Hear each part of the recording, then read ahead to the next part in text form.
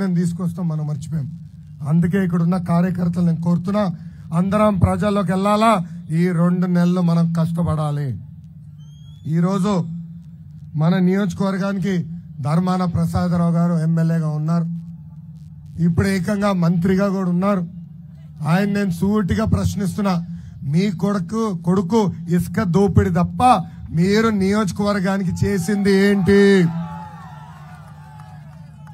నేను సవాల్ ఇస్తున్నా, మేము ఎలాంటి అభివృద్ధి కార్యక్రమాలు చేశామో వైట్ పేపర్ విడుదల చేసానికి సిద్ధంగా ఉన్నాం, మీరు విడుదల చేసానికి సిద్ధంగా ఉన్నారా అని అడుగుతున్నా.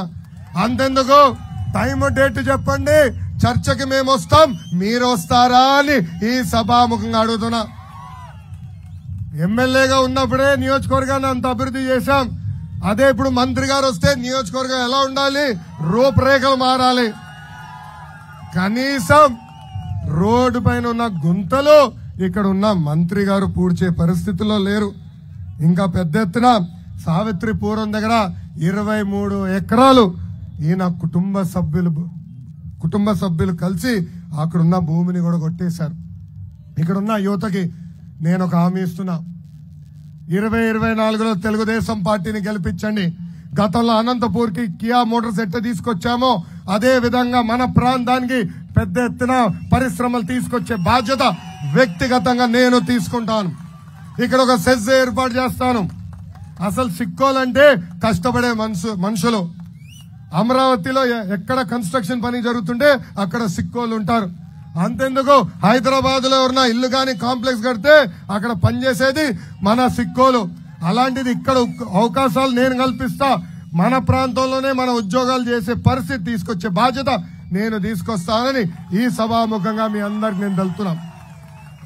ఆనాడు నేను ఐటీ శాఖ మంత్రిగా ఉన్నప్పుడు శ్రీకాకుళానికి ఒక ఐటీ కంపెనీ పెడతాను ఒక వ్యక్తి వస్తే పక్కనే భూమి కూడా కేటాయించా. మన కోడిగుడ్డు మంత్రి కనీసం వాళ్ళతో ఒక్కసారి మాట్లాడి పరిశ్రమ కూడా ముందలు తీసుకెళ్ళా. ఎవరో కోడిగుడ్డు మంత్రి మర్చిపోయినారా? మన ఐటీ ఇండస్ట్రీ శాఖ మంత్రి కోడిగుడ్డు మంత్రి అని పేరు పెట్టిన. అలాంటి కోడిగుడ్డుల మంత్రి అవుతే ఎలాంటి పరిస్థితులు వస్తారో ఒక్కసారి మనం అందరం ఆలోచించాలా.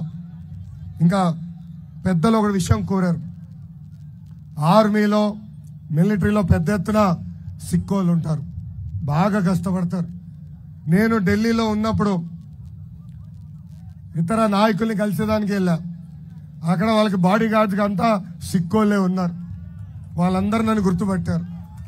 వాళ్ళు కూడా అక్కడ కోరారు, అయ్యా మేము రిటైర్ అయిన తర్వాత ఊరికి వెళ్తే మాకేమీ రావట్లేదు, మాకు ప్రత్యేక కార్పొరేషన్ ఏర్పాటు చేయమని వాళ్ళు కోరారు. తప్పనిసరిగా మన ప్రభుత్వం అధికారంలోకి వచ్చిన తర్వాత రిటైర్డ్ మిలిటరీ వాళ్ళకి ప్రత్యేక కార్పొరేషన్ కూడా ఏర్పాటు చేస్తామని ఈ సభాముఖంగా హామీ ఇస్తున్నాం. అసలు తెలుగుదేశం పార్టీ బలం తెలుగుదేశం పార్టీ కార్యకర్తలు. అన్న ఎన్టీఆర్ ఏ ముహూర్తంలో పార్టీ స్థాపించారో తెలియదు, కానీ ఆ పసుపు జెండా చూస్తేనే మనకి ఒక నూతన ఉత్తేజం. అసలు మనం ఒక యూనివర్సిటీ, మన పార్టీ ఒక యూనివర్సిటీ. తెలంగాణలో 2 ముఖ్యమంత్రులు తెలుగుదేశం పార్టీ ప్రాడక్టులు. అది తెలుగుదేశం పార్టీ గొప్పతనం. దేశంలో కార్యకర్తల పార్టీ అని ఎవరన్నా అడిగితే మొదటి పార్టీ గుర్తొచ్చేది ఒక తెలుగుదేశం పార్టీ. అందుకే 2014లో తెలుగుదేశం పార్టీ కార్యకర్తల కోసం ఒక ప్రత్యేక సంక్షేమ నిధి ఏర్పాటు చేశాం.